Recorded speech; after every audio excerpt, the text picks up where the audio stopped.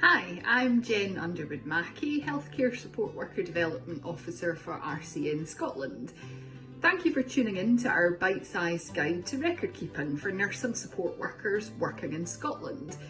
We use the term nursing support workers to refer to all healthcare support workers, healthcare assistants, carers, all working in nursing in Scotland. So if you fall under these job titles, this guide is for you. In our previous video, we talked about accountability and the fact that all those delivering care are legally accountable for that care. Record keeping is essential in ensuring continuity of care, and your accountability doesn't end until the records are complete.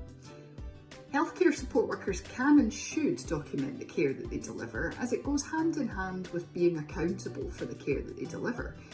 The age-old phrase is, if it's not written down, it didn't happen. In the video on accountability, we also talked about the two different codes that nursing support workers in Scotland work to, depending on the setting that they're working in. There's the SSSC code and the NHS Scotland code. Both contain relevant sections on record keeping, and on the screen here you can see the sections that we're talking about. Like any other delegated task, record keeping should only be delegated to you if you are deemed competent in record keeping, and it is a skill within itself. Until that point, the registered nurse should supervise and countersign your records. You're accountable for anything that you write in the workplace, however informal it may seem. What you write might be used in an inquiry by your employers or by the courts in the future. Therefore, it's essential that you're equipped with the skills to do this effectively. There are some key principles to be aware of with record keeping, and we're going to go through them now. Firstly, records should be completed at the time of the event or as soon as possible thereafter. If there's a delay, this should also be recorded. It should be made clear that records were missed at the time the event occurred and should never be backdated. You should comply with any requirements your employer sets out for record keeping, and this includes knowing how to use the information systems, keeping your password safe, and ensuring that any electronic system you use is signed out when you've finished using it.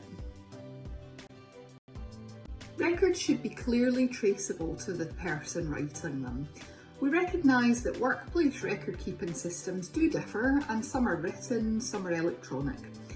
Regardless, there should be a way of easily tracing the records back to the person that has written them. Records should be accurate, free from jargon or speculation.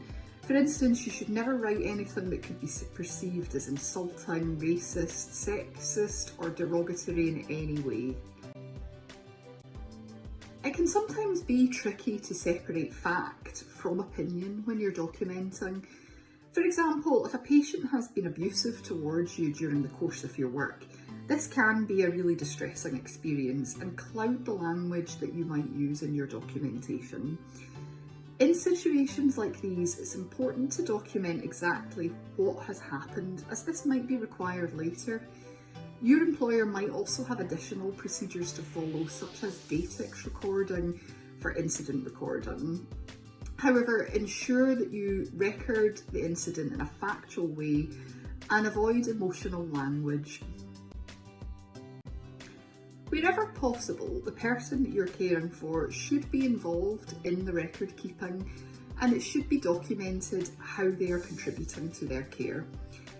If you need to make any changes in records, your original entry should not be removed, and instead should just have a single line through it so it's still readable should anyone ever need to read it in the future.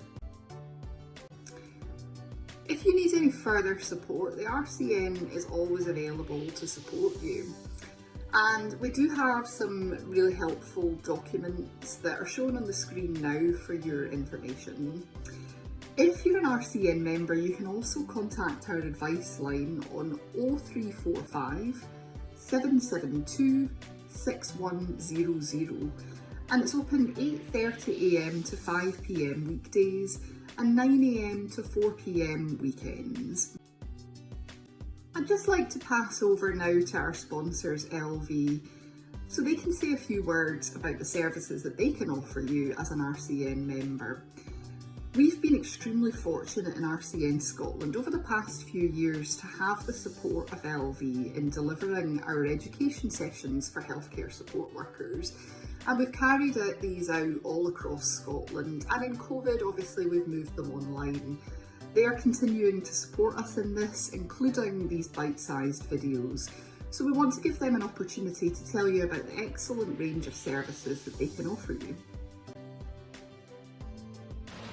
Hello, I'm Colette Baker, Regional Liaison Manager for LV, looking after RCN members. We're delighted to sponsor these bite-sized videos for RCN Scotland. We've worked in partnership with the RCN for many years to the benefit of RCN members, so why LV? Well, we pride ourselves in putting our people and our customers at the heart of all we do. We've won many awards, not just for our products, but also for our customer service.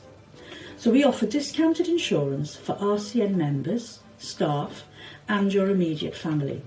We have motor, which includes multi-car, electric vehicle cover, and you can add on our Britannia Road Rescue. Home insurance, we cover buildings, contents, either or both, and we have a standard policy as well as a Home Plus policy, and we also offer landlord insurance. In our travel insurance, you can have single trip annual cover, European or worldwide. And then pet insurance, we have different levels to suit your needs. In these difficult times, we continue to do what is right for our people, our customers, our communities and our environment. So, if your insurance is now due, please give us a try on www.lv.com/RCN or ring one of our lovely people on 0800 756 8132. Thank you.